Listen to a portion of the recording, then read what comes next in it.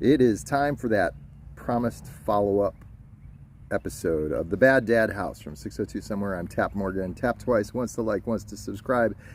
I hope I earn it from you.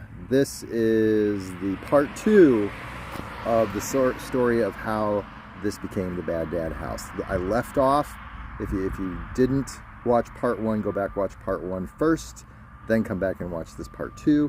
But part 2 is going to explain the rest of the story. It's a beautiful, clear spring day here in Rossville, Georgia. There's your next clue as to where I am. And I am telling you that the man who's letting me live here is doing me a great favor.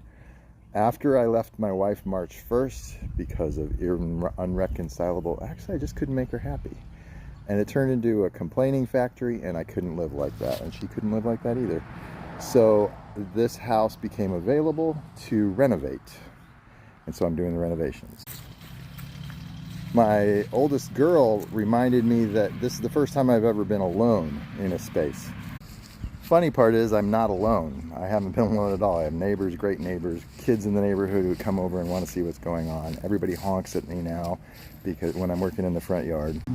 And there is a lot to do. Some of it's work, some of it's fun, and the fun part is work too. I'm working on this Easter basket. I'm going to fill it with Easter eggs so that when my children come over they can snag as many as they want. Planted a few more wildflowers just in time before the mowers came and chopped all the wildflowers down across the street.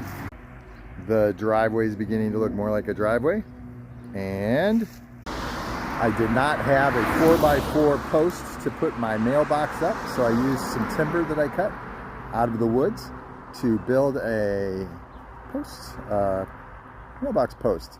I also have put painter's tape at 602 on both sides of the mailbox. This is the old mailbox, and I'm going to spray paint over the old and then peel the tape off so that part of the old is still visible. Because remember we talked about a while back scars on that refrigerator that I found in the house, and when I cleaned it up it still had scars and gave it kind of a personality. I want to keep the scars of this house so that it maintains its personality. Sometimes we get into more than we can handle. I think that's what happened with my marriage, with my house, with maybe my whole life. And the only way we can handle it is to then ask for help or simply go to work. And I want to show you something. Those front gardens have been making me crazy.